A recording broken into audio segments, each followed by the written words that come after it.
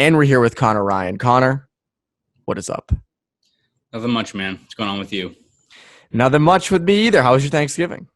It was swell, small, not like usual Thanksgiving, but still had a good assortment of food. I think we talked on Poke the Bear about our favorite food, and all of it was there. The mac and cheese was there, which I know is kind of maybe not controversial, right? But it's one that's people aren't really sometimes used to having mac and cheese. But I think I compared it to kind of how people compare Die Hard to a Christmas movie. Like, it's not really, but are you really gonna have someone get into an argument with you about it being a Christmas movie? Because it's just a great movie overall. If someone starts playing that, at a Christmas party, you're not gonna cause a fight over. You're not gonna have an uproar, right? Yeah, I feel like with most festive parties, a lot of times, like if it was a Christmas, all right, this is so off the cuff, but if someone brought up like Step Brothers at a Christmas party, I'd watch it. I wouldn't be like, oh, it has to be a Christmas movie. No, it could be a good movie too. No, it's something that's enjoyable, right? That's what you're not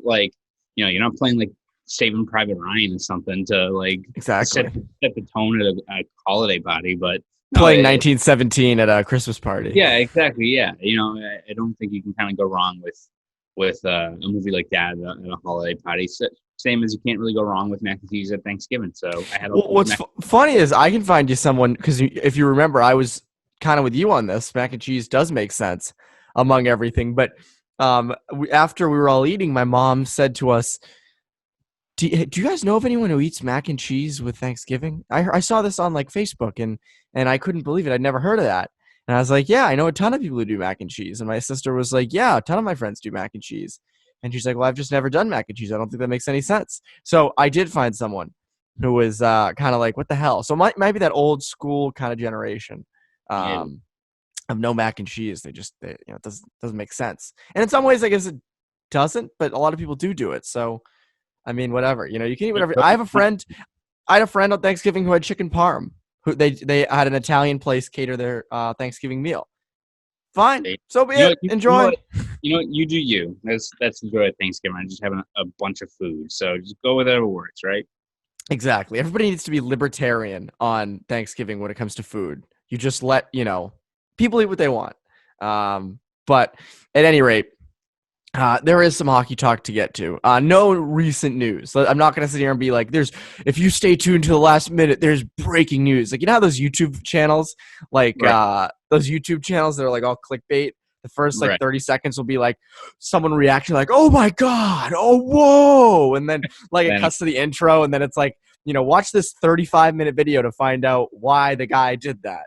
It's something that's not important. It's like their DoorDash driver got lost for 5 minutes. The car flipped behind and went the other way for a second. It's not anything that's actual consequence. Usually in the YouTube videos. It's funny that I was sometimes in the mornings, if I'm laying in bed, I'll kind of go down YouTube rabbit holes. And there was that fight the other night between Jake Paul and Nate Robinson. And so I started to look into, obviously I know who Jake Paul is. I never watched his videos, but I always knew who he was. But there's this family, and this annoyed me. There's this family with these three kids, excuse me. And the oldest is 6, and his name's Titus. And they call him Mini Jake Paul. And that's why they're famous. And I just saw they moved into a mansion house. And it's just I hate that side of YouTube. I hate those people. I really don't like them because it's you're just exploiting your kids. You're just this is what little kids are watching. They're watching you guys and you're depressing the shit out of them because you're hey, look at our huge house. Oh my God, look at our son. He has blonde hair. He must be Mini Jake Paul. It's just those people are the worst. I go off on a tangent there, but nonetheless, despite my rant, The Athletic did come out with. The Athletic likes to do these fun little stories in slow times like these, and they came out with power rankings for the 2023-24 season, which is that is 4 seasons from now. So it's a good amount of time away, but also will come quick. Think of 2016-17 and then think of 2019-20. Came quick. So the Athletic ranked the Bruins 21st in total ranking among all the teams. I don't know where they put Seattle, actually. I didn't look where they put Seattle, but who knows? So they put them at 21st. They ranked everyone on a scale to, I think, 10. So they ranked like young core and prospects, management and coaching, ownership and market, and salary cap situation. You will not be surprised to hear that what killed the Bruins in this ranking was young core and prospects. Not good enough. Now, do you agree with that? Do you think, I mean, they gave them a 2.7. That's in the red zone, which for the Athletic is, or in this power rankings is terrible. Do you agree with this? Yeah, I mean, I think it's a viable concern when you look kind of beyond what you're going to have with this core in place here. I mean, 4 years down the road, you have to imagine that. Obviously, Chara will be gone. I mean, you would think Chara would be maybe. Bergeron, don't really know there. I mean, if he's not retired, he's kind of, on his last couple of seasons at that point. He's not the 1C that you at least you hope he's not putting that role, 4 years down the road. Krejci, again, free agent at the end of this year. Who knows what happens there? Rask.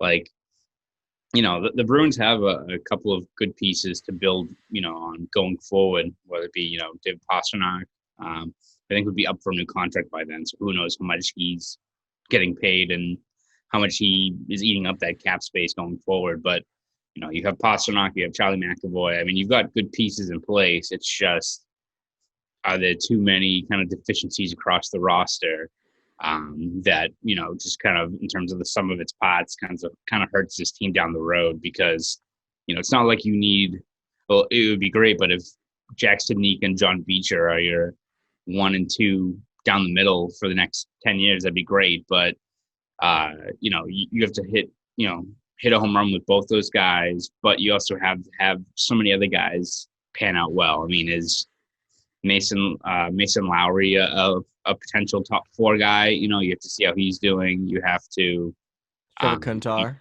Yeah, you got those guys. You've got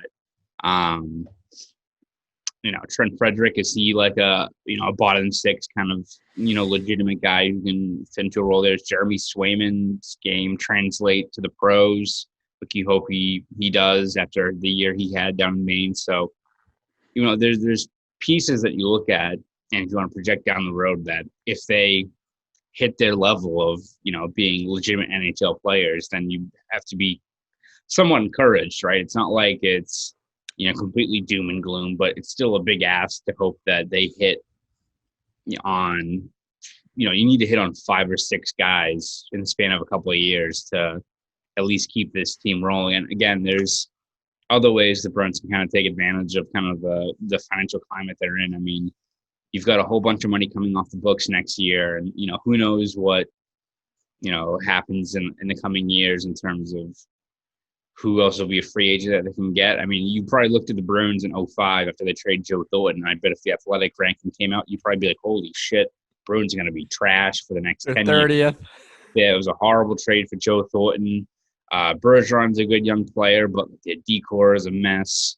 They've got, you don't really know who's going to be the guy in net. Is Tim Thomas this like journeyman guy who they're rolling with? Like you probably look at that 2005 team and be like, what the hell is going on going forward with this club? And then they have some cap room. They sign Chara, which again, it's not like you just got to pick up a Chara off the street. Chara is arguably the best free agent signing in NHL history, but it just goes to show you what can change in a couple of years if, whether it be just a free agent signing or 2 and just a couple of prospects, you hitting on a couple of prospects. It's not like you're hoping, Jacob Lauko becomes a Marchand or something like that, right? But, you've got to have a whole lot that goes your way. But it's kind of the challenge of projecting down the road is that, yeah, the Bruins need a lot of these prospects to hit. But, again, a whole bunch of stuff can change over the span of a couple of years that can kind of change the trajectory of a team. Yeah, I think people kind of look too into the prospect pool the Bruins currently have and go, oh, this guy needs to fit here, this guy needs to fit here. Obviously, we do that, but you think about it, and it's like so much can change in just a few months. So much can change until then. I mean, they could make a trade and get a bunch of prospects. They could have a prospect come out of nowhere, kind of like a Jack Khan. Torrey Krug was not projected to be who Torrey Krug was going to be. I mean, I don't think many people saw him come out of college and go, "Oh, that's going to be your power play defenseman or your power play quarterback for the next 7 years." So I think that a lot of times, the prospect pool isn't good with the Bruins right now. I mean, I agree. I don't think it's top notch. I think it is a reason to be concerned, but so much can change. I mean, you look back. It's funny. You look back at the 2016, the 2006, 2007 Bruins. You look at that team, and there were so many minor moves during that year that ended up. I mean, you look at Brad Stewart and Wayne Primo for Chuck Kobasu and Andrew Ferentz. Like at the time, you think that's a nothing move. Yeah. Paul Mara for I think it was either Aaron Ward or Dennis Weidman. And in those situations, it's like you don't think of it as like a big deal, but it ended up becoming. I mean, Andrew Ferentz was a key piece on that 2011 team. Mm-hmm. So these minor moves can take. I mean, look at the Charlie Coyle deal. I don't know if people kind of projected that to be as big as it ended up being for the Bruins. I also think Coyle's a guy who you can't underrate. He's signed long-term here. He's also someone who could be a potential number 2 center. The production just needs to be there. So I think the issue is we just don't know what's going to happen. We don't. There's no way to know. There's no way to know what prospects you pick up, what free agents you sign. I mean, here's the funny thing, though. Like you mentioned the Chara free agent signing. I don't see the Bruins being a big player signing any big free agents over the next few years, especially considering how down people look at signing free agents over 30. Was Chara 30 when he signed here?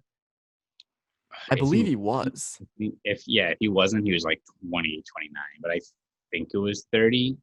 It was close. Yeah, it was. Yeah, I mean, that was one where it was just like they desperately needed something after that, the way that that previous season panned out. So I mean, if he's 43, we can do the math. That would be he's 29, so he's almost 30. So in today's day and age, you wonder, would a big guy like Chara in a fast NHL, would he get that money? Would teams be after him, I guess, the way they were? And I don't know if I don't think in this NHL signing free agents is the way to go. I think it's kind of widely agreed upon that it's scouting, drafting, doing it that route. So I don't know if the Bruins are going to go out and sign. Who's a big free? I mean, Alex Ovechkin obviously doesn't count, but after he scores, like 25 goals and like whatever 30, 31 games we're going to get this year. I know they're for poor guy. But yeah, I think the prospect aspect of it is kind of remains to be seen. But I agree. I don't think it's that great right now. You look at the rest of the roster, management and coaching. The Athletic gave an 8.5 out of 10. I would agree. I think Cassidy's here for the long haul. I think Sweeney is as well, but not as locked down just because he's a general manager. Ownership and market. You can say what you want about the Jacobs. We've all done it before. The market is good, though. I mean, it's hard to beat Boston. And then the salary cap situation will be a 6.5. You have a lot of money coming off the books soon. The thing is, though, I wonder what Pastrnak wants on his next deal, because he certainly proved that he's more valuable than the money he's making now. Right. If you remember back at the Stanley Cup final in 2019, Matt Kalman asked something about money, and David Pastrnak goes, I don't play hockey for the money, Matt. I don't know if you remember that. I do, because how could you not? It was such a notable moment of the Stanley Cup final. Most notable, actually. But yeah, I do wonder what they end up becoming. I do wonder if, I remember when Torrey Krug when it was Torrey Krug questions, we were kind of like, there's a chance the Bruins could be rebuilding here in the next few years. I mean, do you think they could be potentially headed for a rebuild after this upcoming season?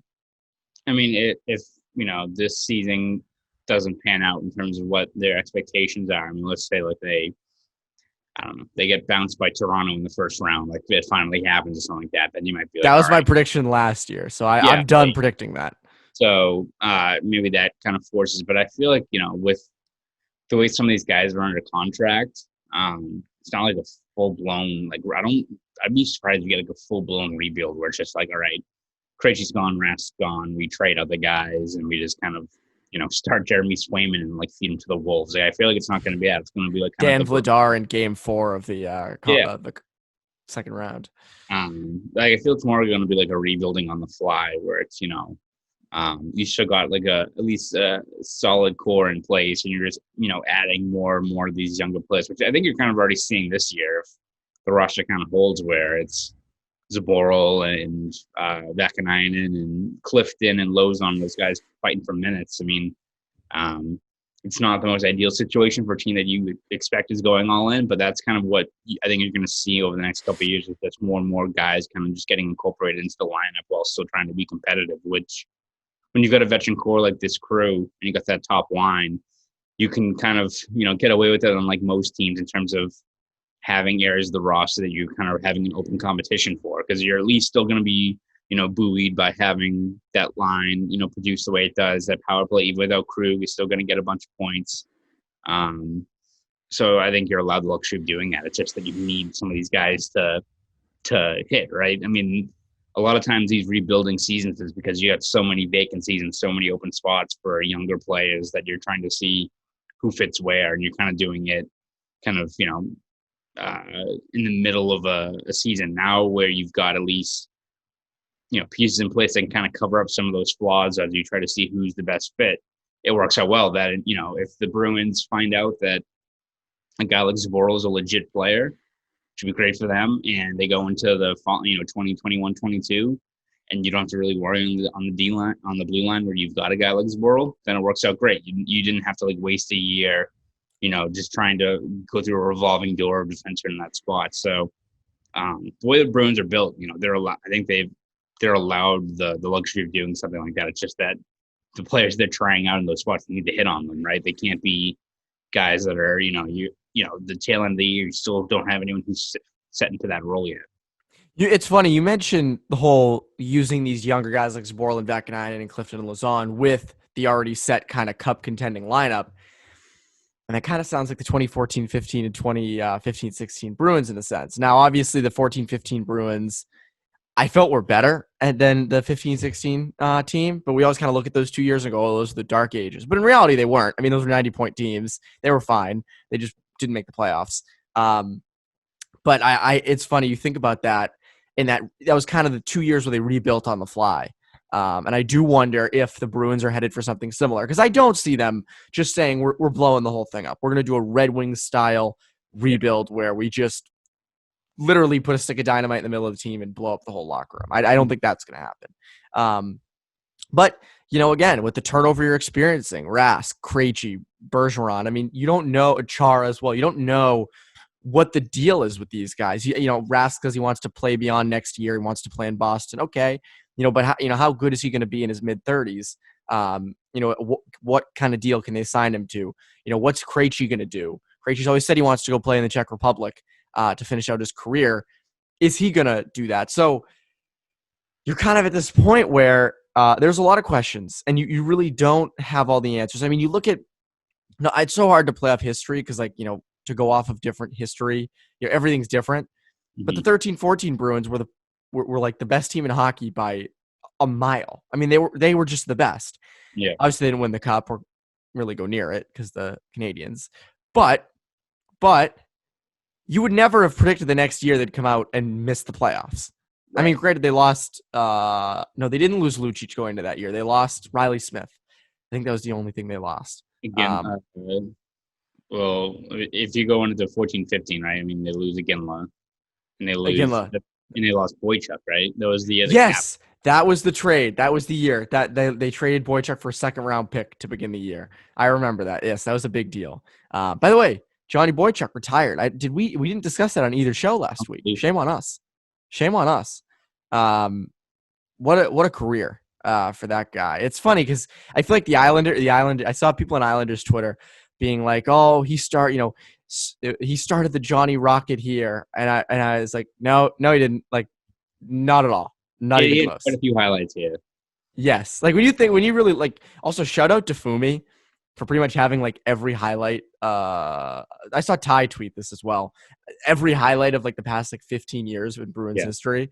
But I guess we're just gonna switch to Johnny Boychuk here. It's funny. You think of how fun he was, such an embodiment of how fun those years were to watch the Bruins. Mm-hmm.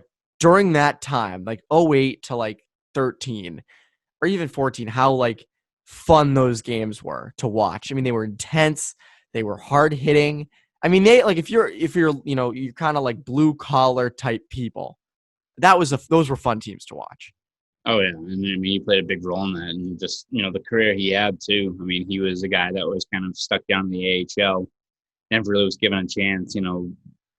Goes to gets moved to the Bruins organization, spends a whole year down in Providence, and I think he dominated. I feel like he had 60 plus points in his lone season in Providence, I think was with Bruce Cassidy, and then just kind of makes a jump up and just becomes a key cog on that blue line. I mean he's a guy that. And everyone remembers him for that the slap shot that he was never afraid to take. But I mean, he was great at, throwing the body around, just being a dependable guy. I mean, especially I think in the 2013 playoffs, I feel like he was dynamite for all that that whole cup run. I mean, just a guy that seemed like who's loved in the locker room. I remember quite a few beat writers were talking about how much that late trade from to the Islanders really kind of impacted that Bruins locker room. Such a close guy in the locker room, and I think that was right before the season started. I think it was October. September. Yeah, the very might have been. It was very early. I mean, it was very right before the season. So yeah, I mean, it's a shame that it kind of has to end on kind of terms that he didn't set.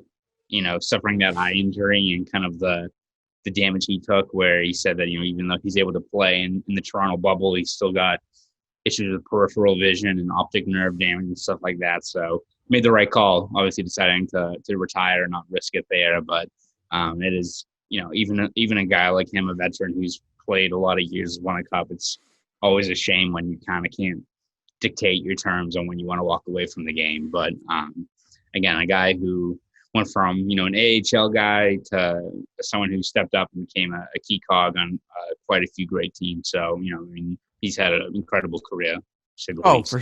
For sure, absolutely, and I could absolutely see him getting in coaching as well. I could totally see him on the coaching side of things. I think he mentioned in his press conference I might win a cup on the other side, and I don't think he meant that as a broadcaster. I think he meant how the broadcasters get cups. I think he meant I'm going to be a coach or a GM.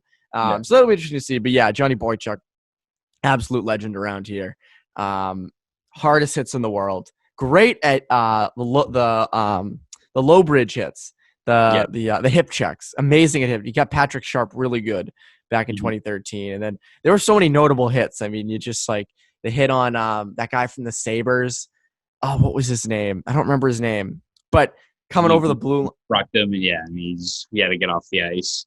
Yeah, and you just see him kind of doubled over getting off the ice. I mean, that was kind of an embodiment of that Sabres series. But shout out Johnny Boychuk, an amazing career, and one that I don't think Bruins fans will forget anytime soon. But that is today's episode of Bruins Beat. Before I let you go, Connor, is there anything that you'd like listeners to look out for? Yeah, we're going to be kind of following the ongoing negotiations with the NHL and NHLPA this week. It's probably going to be a pretty critical week. I think we say that every week, but especially now. I mean, they're still not budging with this January 1st start date, which if that's the case, you better hurry up soon because we need training camp to start in about 2 weeks if you really want that, which I think at this point seems like a long shot to say the least. But even if you're pushing the season back into February, you need to start making traction on a new season and kind of putting these parameters in place. So I think it's going to be a really crucial week for all parties involved. So we'll have all the latest there over at bostonsportsjournal.com. So subscribe there. And if you want to follow me on Twitter, you can follow me at Conor Ryan _93. Go do all that. And for CLNS Media, I'm Evan Marinofsky. You Bruins Beat listeners, have a great rest of your week.